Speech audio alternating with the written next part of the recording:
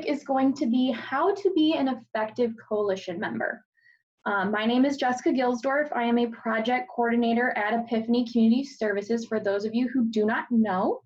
I started out here as an intern about 6 years ago now, and I have been a full-time staff member here for 2 years. So I'm really excited to talk to you guys today about how to be an effective coalition member. First overall goal is going to be how to be an effective member.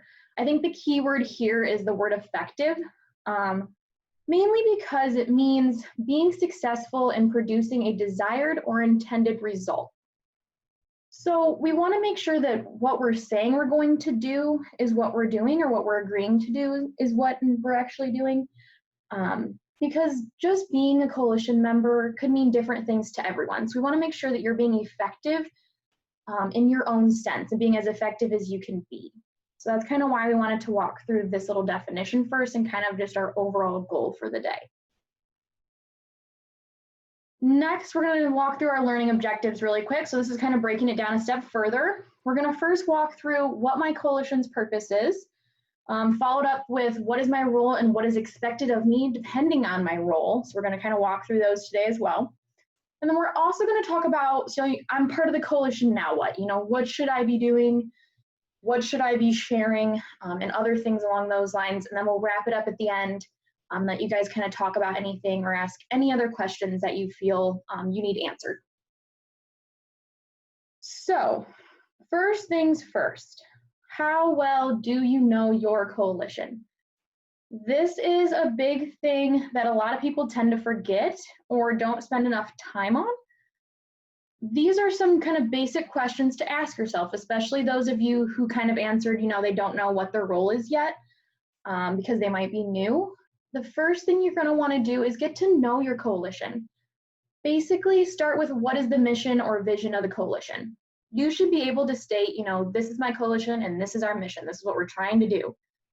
This is our goal. That leads us into the second one. What is the purpose of the coalition or your goals?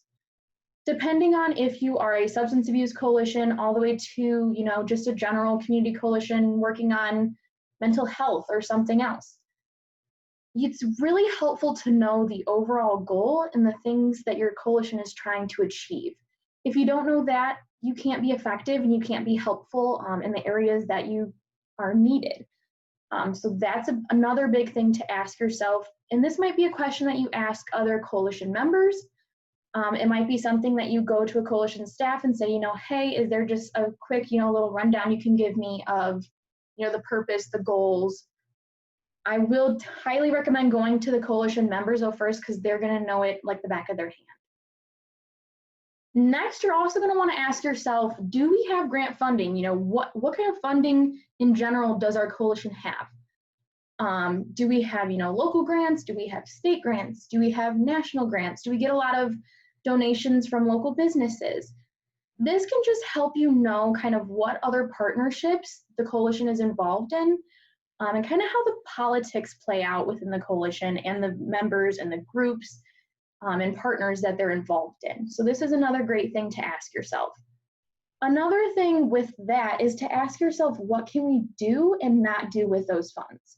Mainly because if you have a state grant or even a federal grant, they come with a decent amount of restrictions on what you can and can't do.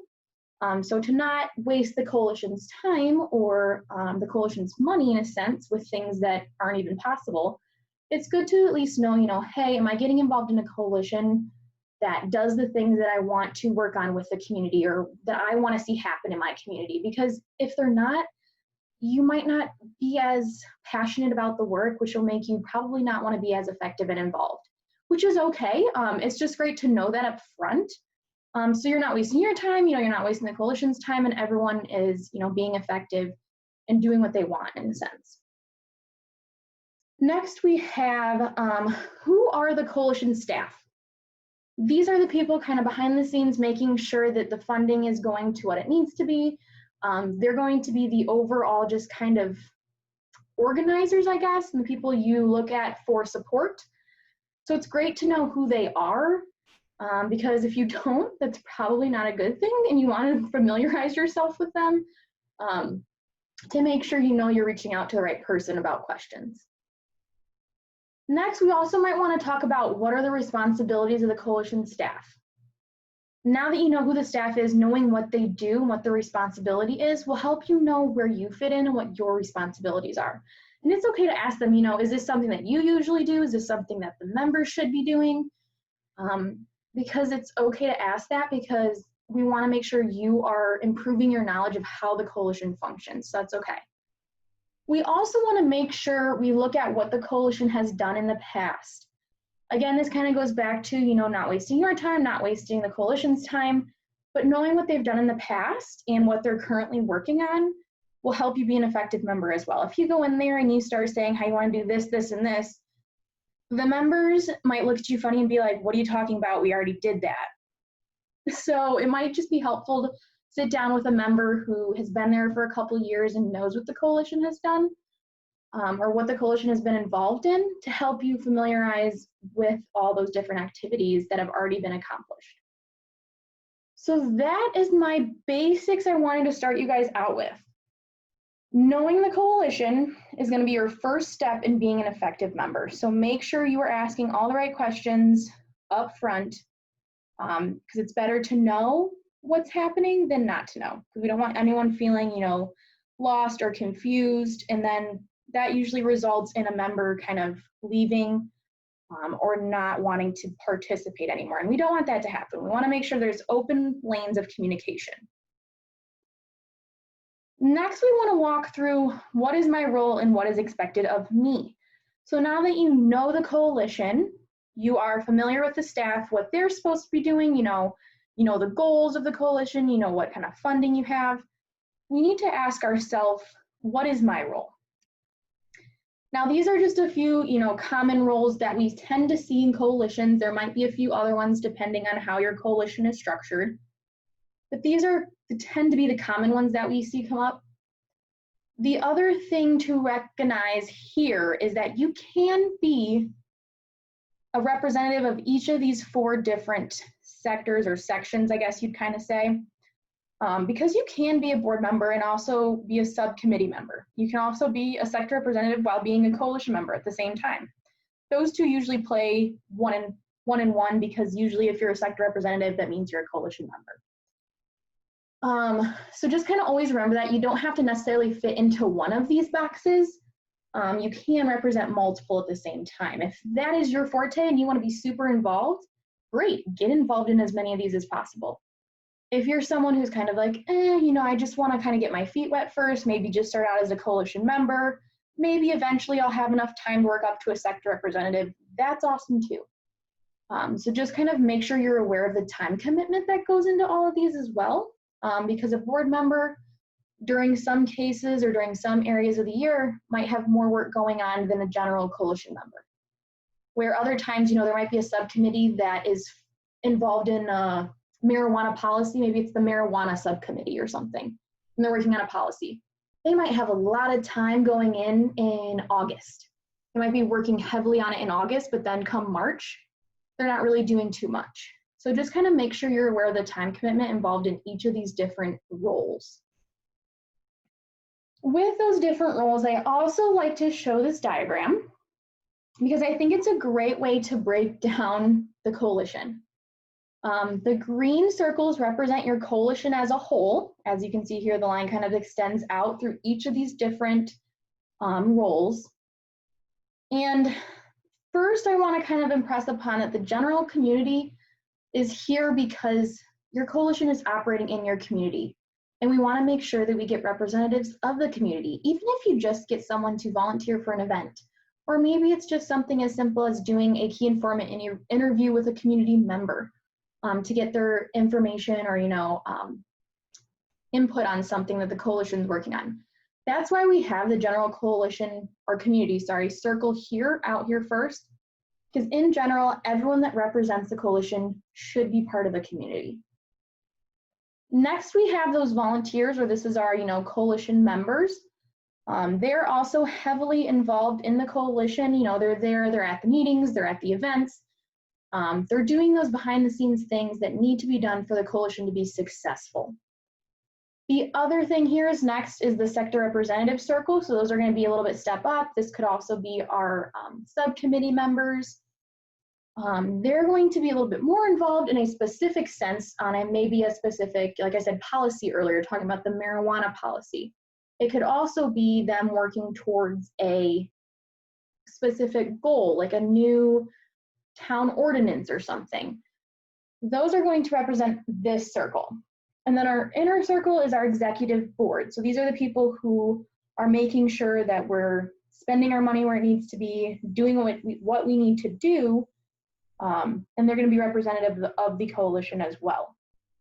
The interesting thing to point out is how coalition staff is down here outside the circle. The coalition staff is outside the circle because we want you guys to think of them more as a guiding hand. The professional kind of there just in case you have questions, to provide, assistance and background knowledge on certain things where you might have questions. But in the case of doing the actual work of the coalition, it should be all of you represented here in these circles. The coalition you can use them as, help. Maybe you guys need help facilitating something. Things like that are okay. But it should be a majority of the coalition members, the community, the board, who are, planning, facilitating, and carrying out this work. And with that kind of leads us into our next slide, which is still kind of going along with the roles. When you're looking at this fine line between staff and coalition member, it's helpful to look at kind of some action words that describe what each group should be doing.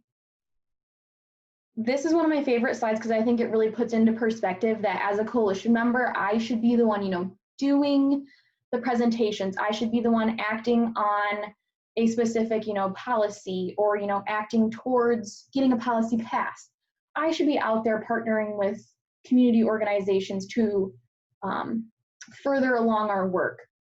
I should be using the resources and the tools that my coalition has to further our work as well. And I should be the ones engaging, the youth, the community members, whoever it is. These are the things that I should be doing, acting for the coalition, in a sense that I am the one in this community. I want to make sure that I am being, useful in doing what the coalition asks of me. When you're looking at the staff role, this is where I was kind of saying they're there more to, provide, facilitate, delegate, coordinate, identify. They can be there as kind of like a helping hand who says, this makes sense to do this, or hey, this doesn't make sense and this is why, let's think about something else. And then you go back to the coalition and be like, all right, guys, they said this probably wouldn't work. What are some other, let's brainstorm some other, things we could do. Use them as more of a guide than someone who you rely on too much to facilitate or partner or do the work. Because as you can see, these are your action words, these are their action words. So just kind of keep that in mind. To help with that, it's important to remember that members should act within their own sphere of influence. So this kind of goes back to our little circle here and thinking about our general community and how we fit in our community, and then how we fit in our coalition, whether it's a sector rep or a volunteer.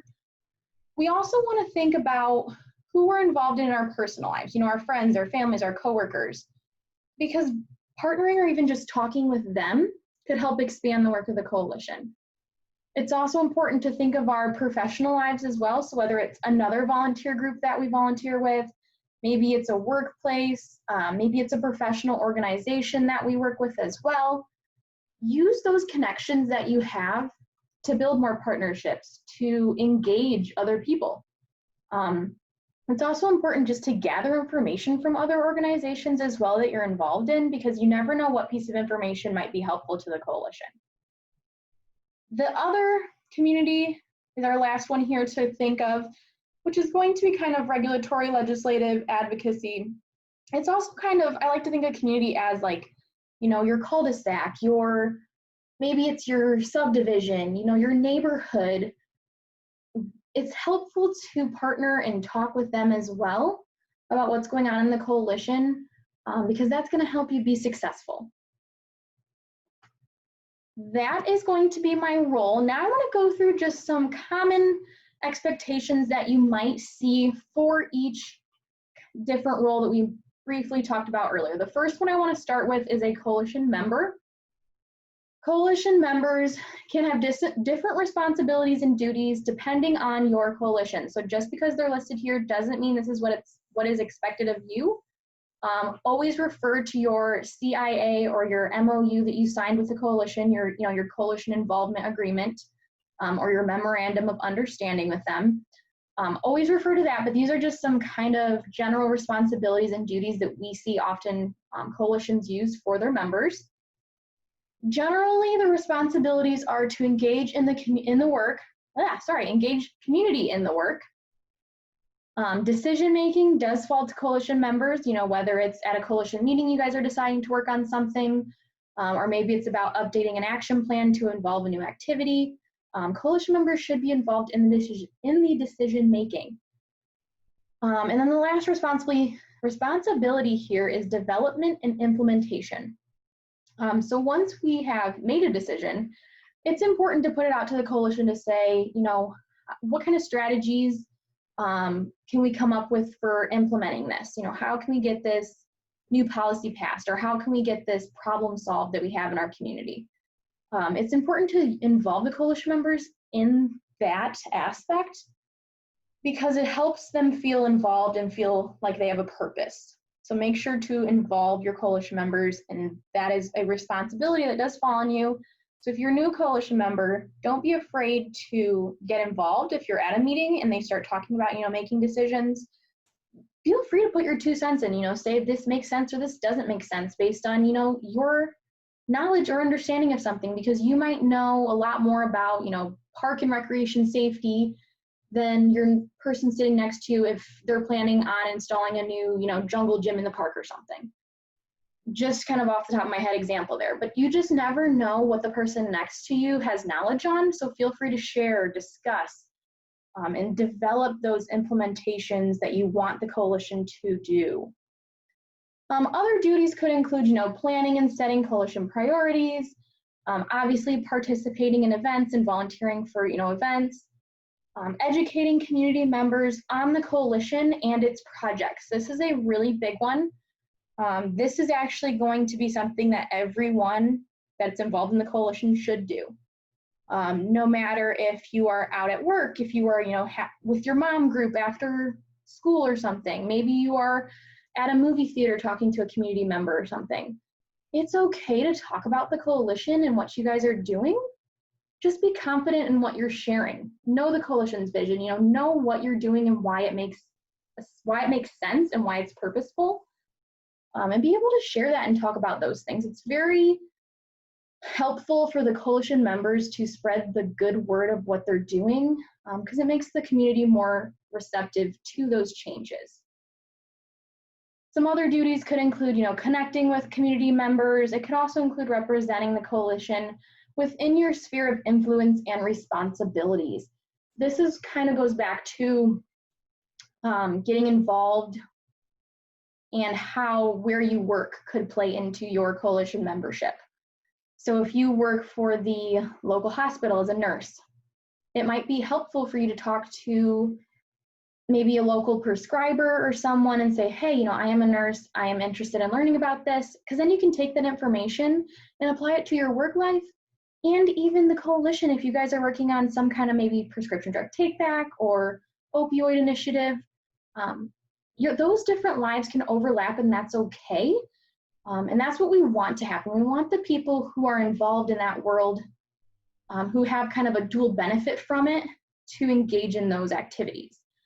Because it wouldn't make sense for us to send a priest or a pastor or something to go talk to someone about opioids and how they want to install this drop box. The coalition wants to install this drop box. It doesn't necessarily blend together. Whereas if you send the nurse, they have a little bit more background of knowledge on that specific topic, and they can help out and help kind of build that partnership up instead of creating more confusion. So always make sure to represent the coalition within your sphere of influence.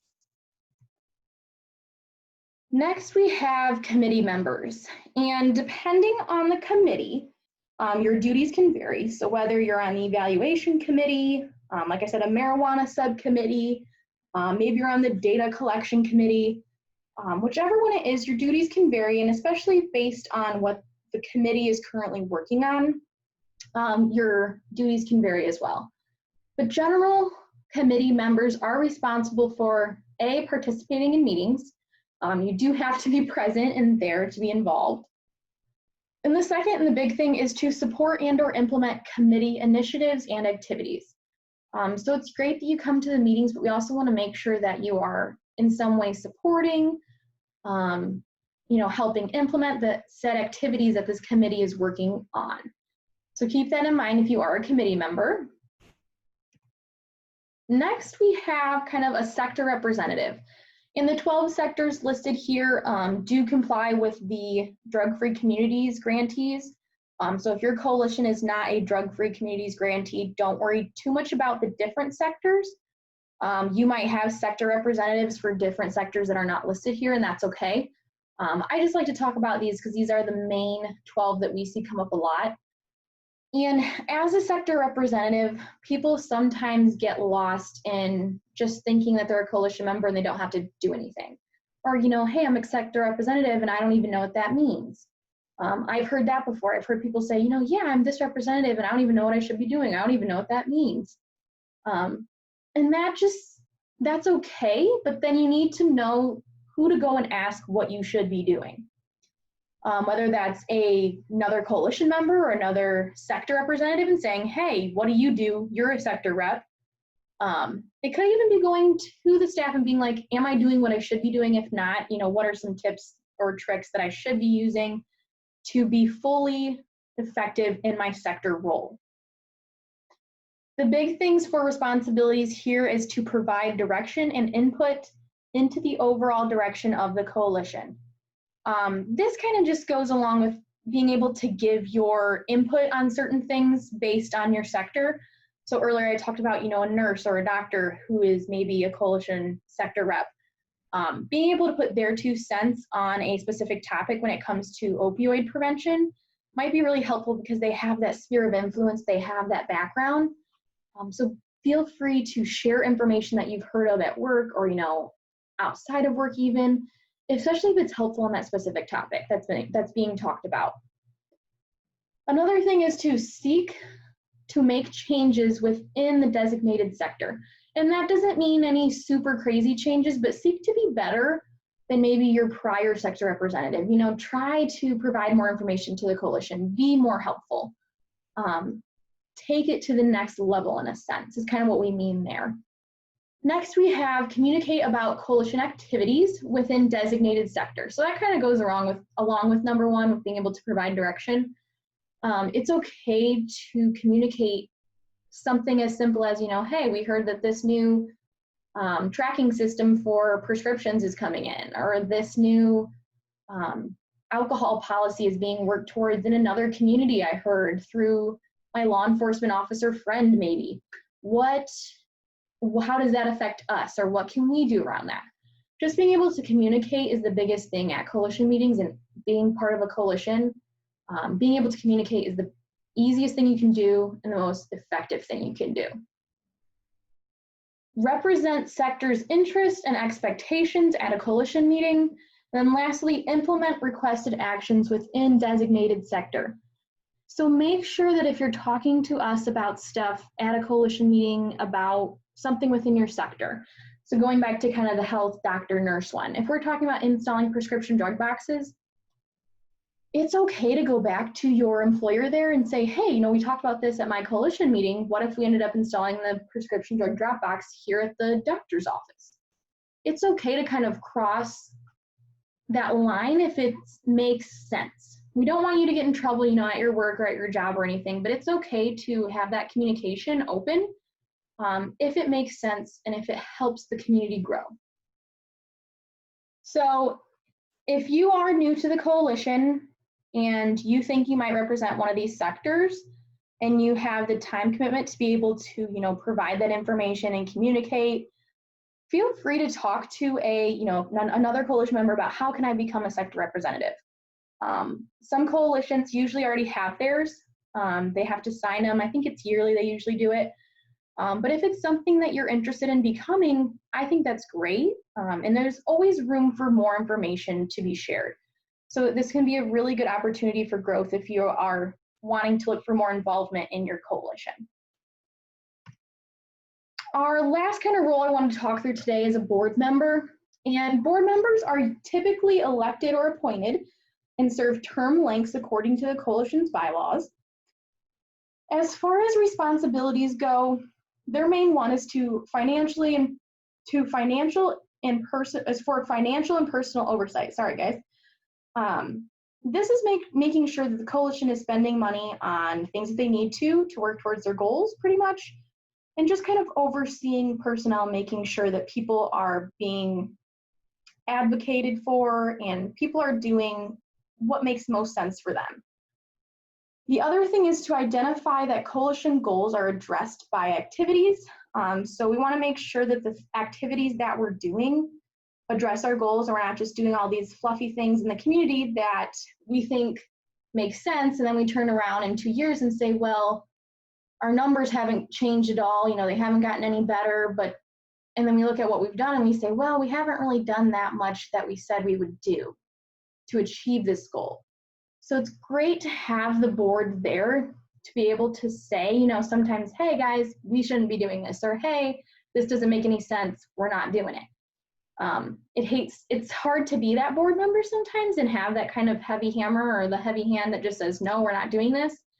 But sometimes it just needs to be done because the coalition can get kind of off on a side street and not necessarily directed at what our goal is. Some other duties involved in being a board member could include acting in good faith to ensure the coalition's mission and strategically funded staff, are all carried out.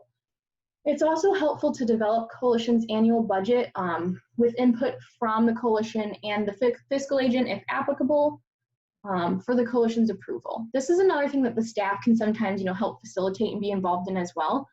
But as a board member, you guys should be the ones looking at that budget and being like, this is where our money needs to go. This is how it's going to be divided up for the year. And then it's good to kind of put it out there to the members and say, hey, does this make sense for everyone? Yes, no. What doesn't? And then as a board, you can go back and readjust as needed. Other things could be, acting as a liaison with the coalition's fiscal agent.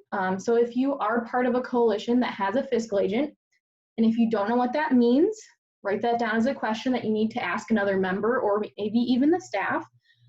There goes kind of back to getting to know your coalition.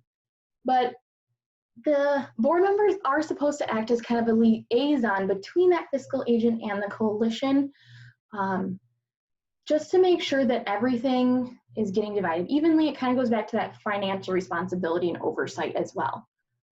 And then the last one here we have is participate in ongoing evaluation and planning to ensure coalition effectiveness and sustainability.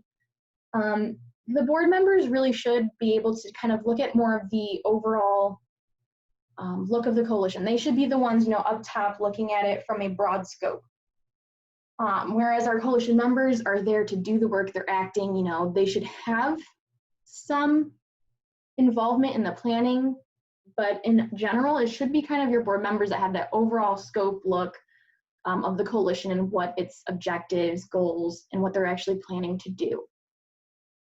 So I know we've kind of covered a lot here in the first half hour, but I wanted to pause for a second to ask if anyone has any questions so far or any comments. If you have any comments on any of the roles and kind of things that you do along with those, that's fine as well. Feel free to pop those in the chat function.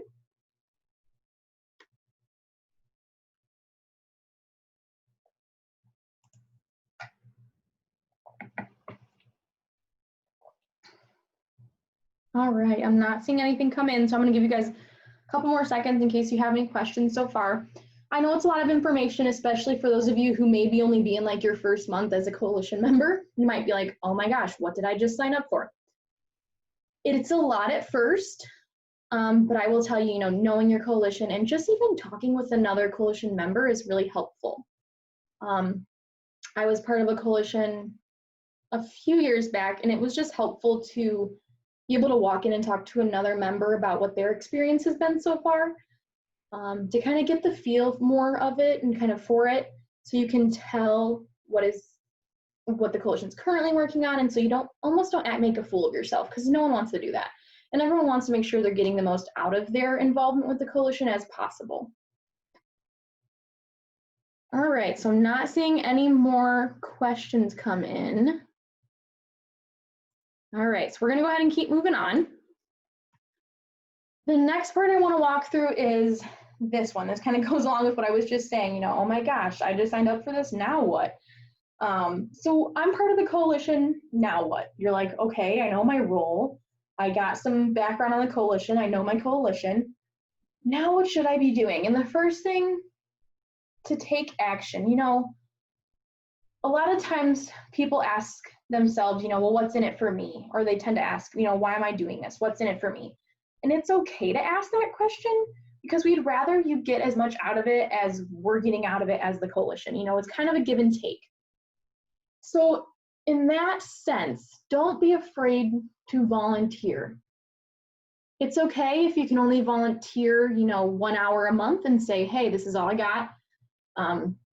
That's perfectly fine, but just making sure to get in there and do volunteer for specific events or activities. Maybe it's a presentation, just do it, get involved, because that's the best thing for you to do, and you're gonna get the most out of your membership by doing that. Next, we have voice your opinion. I kind of briefly talked about this earlier when we talked about your sphere of influence as a sector rep and being able to share information. Voicing your opinion, no matter, if you think it's stupid or whatever, it might be the smartest thing that anyone has ever said. I said I was part of a coalition before. We were at a meeting once and someone came up and said, hey, we noticed that there's a really big issue with youth getting caught smoking marijuana and drinking in our local gazebo in our park. And they're like, really? And we're like, yeah. How can we fix this? This seems like a really easy thing to do. How can we fix this?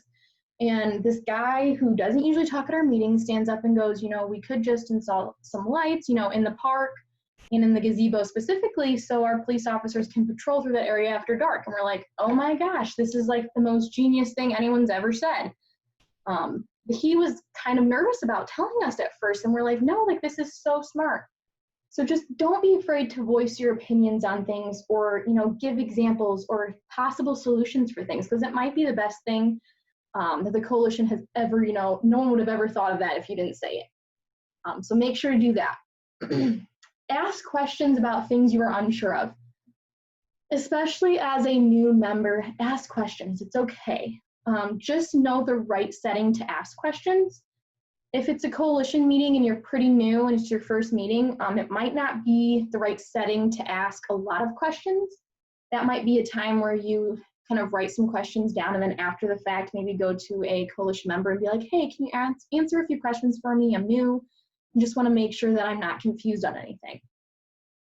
Do it, because we want you to be effective as a member, and the only way you can do that is by learning, and by learning, you're going to have to ask questions, and that's okay. We understand that. Next, we have actively participate, and this kind of goes along with don't be afraid to volunteer. We want you to come to meetings. We want you to help facilitate meetings, which means talking and voicing your opinion. Kind of goes back to that. We also want you to communicate with staff and other members outside of the meeting. This is the biggest one that comes with actively participating.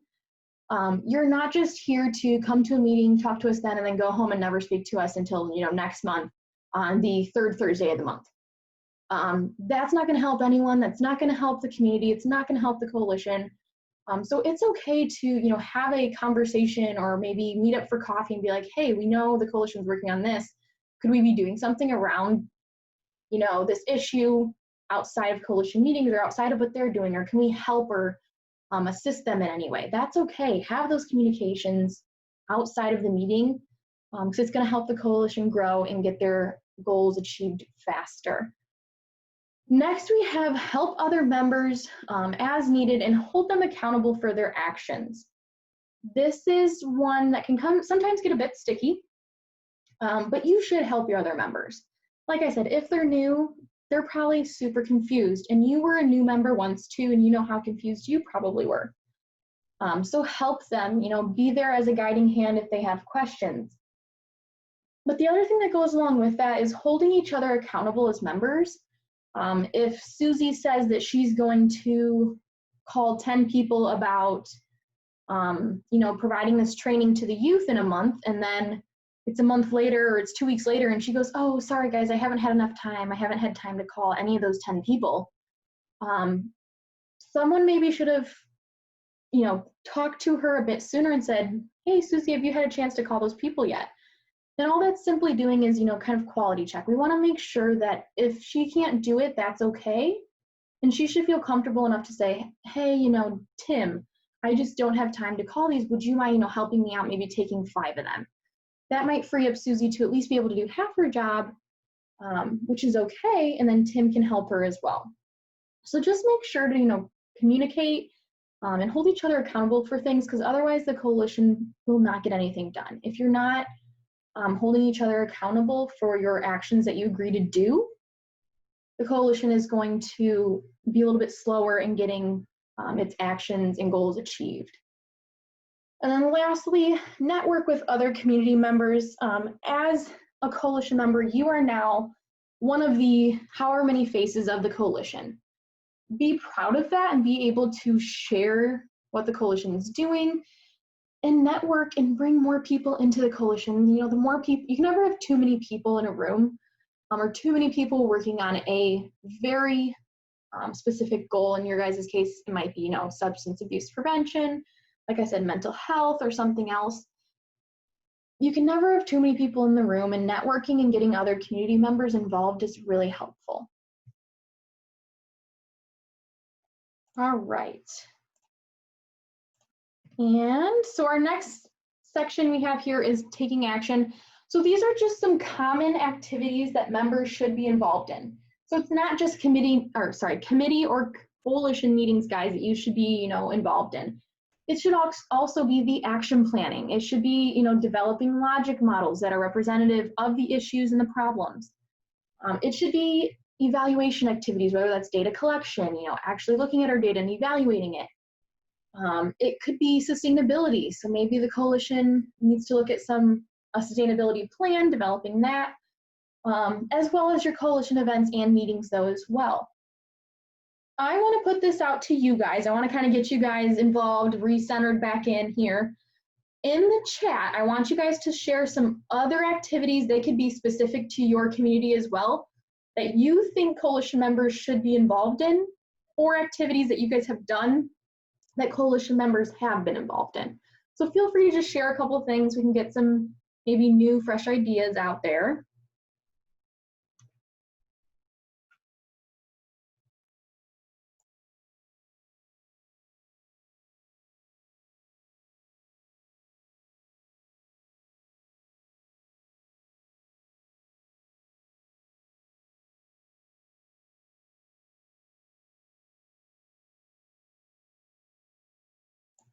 All right, so Shannon says organizational development. Yes, I love that. For sure, organizational development and making sure to have that conversation with your members and have them involved in that. Ashley says community partner events. Awesome. Excuse me. No one else has any other events or fun things that they do that coalition members are involved in?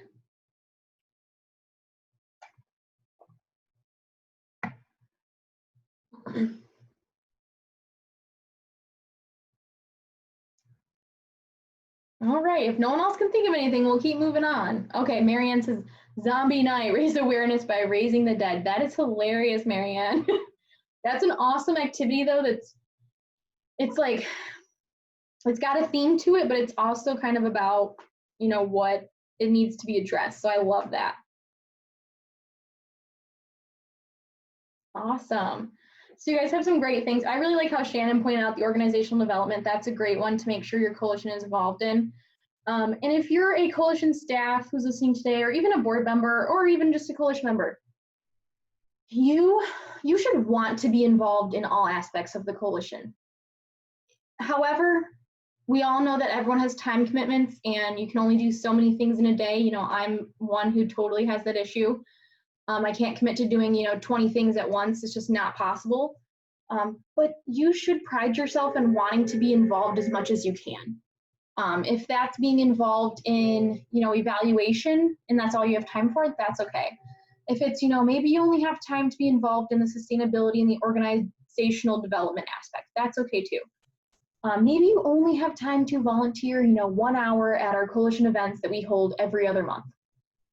That's still involvement and that's still helpful, but you should always strive to continue to be more involved. All right.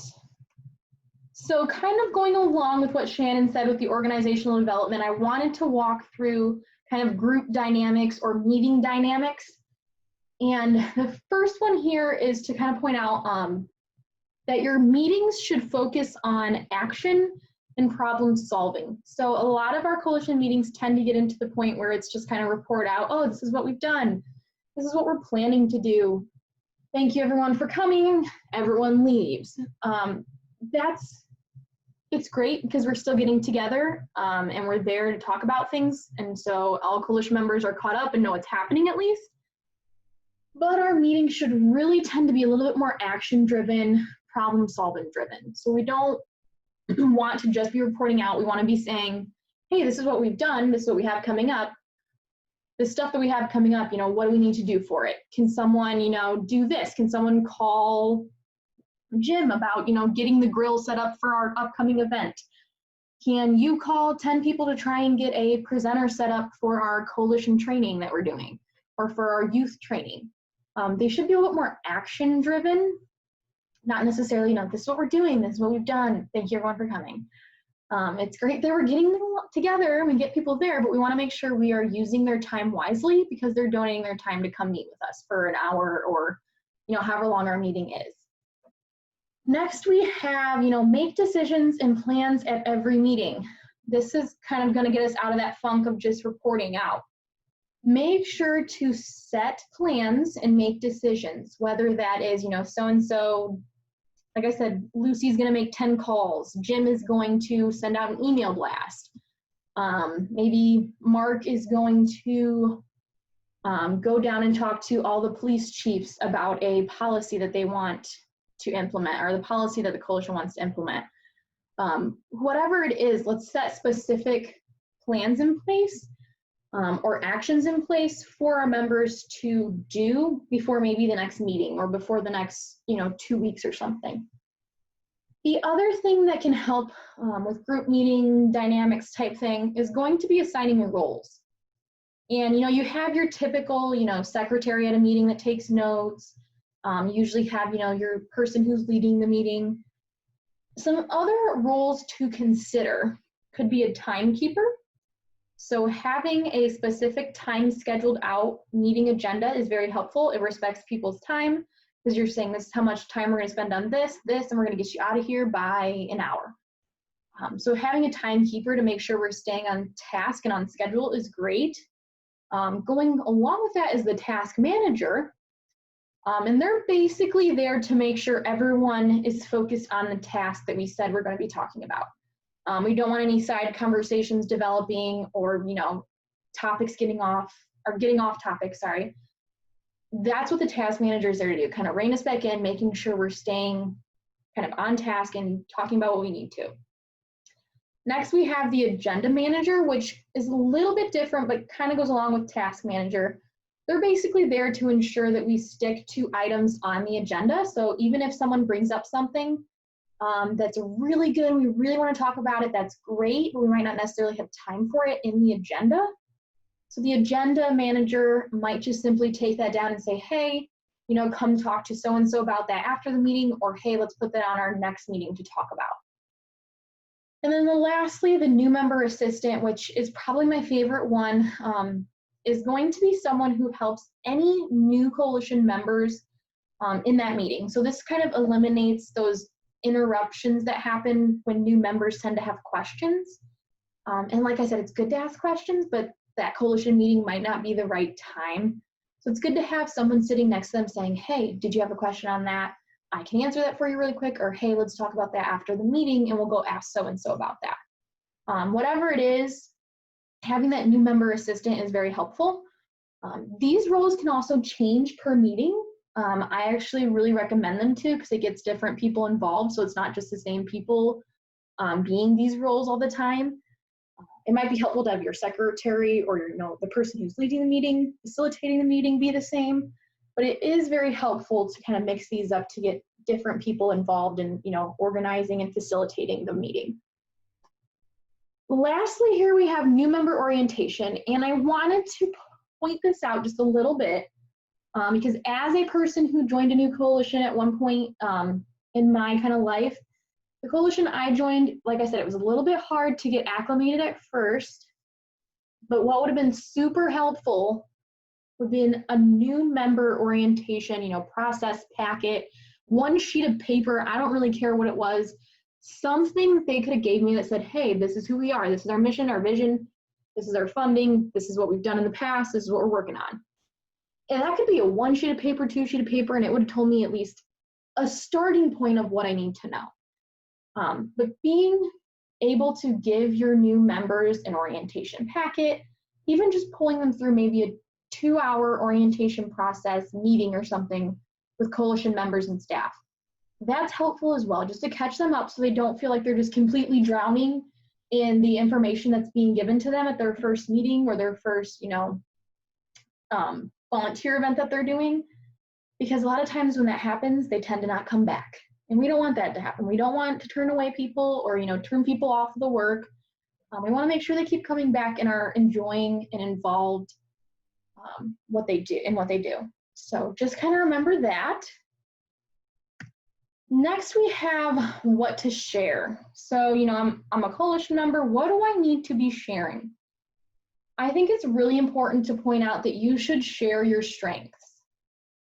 A lot of people are very shy with this at first, but I think this almost needs to be a quick conversation with it can be one single coalition member, it can be a coalition staff member even, and maybe even a board member, and just say, hey, this is what I'm really good at. I don't have much time to donate to the coalition, but I know I can help with this because this is what I'm good at.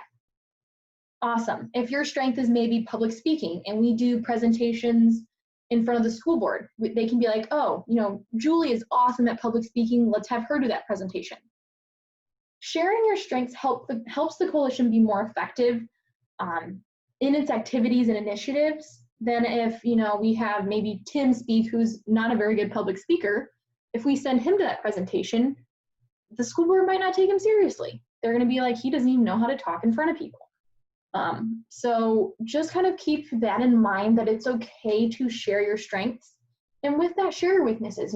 Say that I'm not a good public speaker, or say that, hey, I only have 1 hour a month to give to you, and that is my strength. So just kind of let me know what you need me to do in that 1 hour I can give you. So just kind of keep that in mind as well. What other organizations are you involved in? This is another big thing to share. If you're involved in another organization, specifically one that has similar goals or, things that they're working towards as the coalition, share that. It's helpful to know what organizations you're involved in to help build more partnerships and that connectedness within the community. Share where you work. This kind of goes back to, acting in your sphere of influence. Again, I'm going to keep harping on that all day because it's not hard to do. We're just asking you to talk about your job or to bring in what you've learned at your job into what you're doing at the coalition. So just always keep that in mind. So now we're going to kind of wrap up today's training. I know it's been kind of a long hour, but we're going to talk about just rapid fire key takeaways. 1, know your coalition, know the problems, the partners, the goals, know your mission, know your funding, and just know your community. This is the best way to be an effective member. I cannot get that across enough. Know your coalition and just know everything you can. If you need to learn more, find the right person to ask and learn it. Lastly, know your lane. And I don't like saying stay in your lane because I think that puts you in a box too much. I just like saying know your lane. So I think it impresses upon people that, hey, I'm a doctor. That's my lane. I represent, the health sector. That's where I am. That's what I'm good at. That's what I do. But, there might be times where you're like, hey, I want to kind of branch into this and maybe work with the law enforcement on this new policy or ordinance that's happening. It's okay to move into that other lane to experience and learn different things. But knowing your lane and your role and your expectations and what you can provide the coalition will help you be effective and will help the coalition be effective. Next, know your strengths and weaknesses. I cannot explain this enough. It's always, you always ask yourself, what am I getting out of this? What's in it for me? If you know your strengths and your weaknesses, you're going to get the most out of this and out of your time that you're spending, and so does the coalition. No one wants to waste their time. So knowing your strengths and your weaknesses and sharing those, it'll help keep you from getting irritated even or bored with the work that you're doing for the coalition. Next, we have know when to ask questions. Again, this goes back to kind of communication and sharing and knowing when to ask questions. It's okay to ask questions. There is no stupid question. Know when to ask them. And if you don't know who to ask someone. And if they can't tell you, maybe they can refer you to someone else to ask. That's okay too. Next, we have know when to ask for support. It's okay. As a coalition, we kind of talked about this earlier, the coalition should be doing a majority of the work, and the staff is more of a helping hand. But it's okay to ask them for support if you don't know something or if you're not quite sure on something, because they should be the professional expert in that field and should be able to help you and give you that knowledge you need. But always kind of come back to this, you're supposed to be the doer, you're supposed to act, be the partner, use and engage, whereas the staff is more that helping hand. They're there to delegate, identify, provide support, help facilitate. But don't be afraid to ask for that support. And then we have make the most out of your time and membership. Don't be afraid to participate. Know your time constraints. If you only have that hour a month, make sure that they know that and be like, what do you need me to do in this hour to make the coalition, most effective? Just know your time constraints and make the most out of it. And just be an awesome member and someone who enjoys being there, even if it is only for an hour a month or something. And then lastly, I didn't touch on this enough today, but I wish I would have. Celebrate your accomplishments, whether it be big or small. It's important to celebrate each other and celebrate your coalition members, even if it's that, Sally completed her tasks for the week on time and you're like, wow, Sally, you did an awesome job. Thank you for getting all those tasks done that we assigned to you. You were awesome. It could be something as simple as that, and it could make her day. It could be something as simple as saying, the coalition accomplished its first big initiative that it's been working on for 6 months. Let's have, a brunch or maybe a lunch day where we all get together and have food. Just celebrate each other and the accomplishments that the coalition achieves, because it'll make everyone feel better about being part of that coalition and want to be there and continue that work. And that is the end for today, guys. I hope you guys got some good how-tos, some good steps about how to be an effective member. I hope walking away from this, at least kind of the next step you want to take to help become an effective member, become an even more effective member.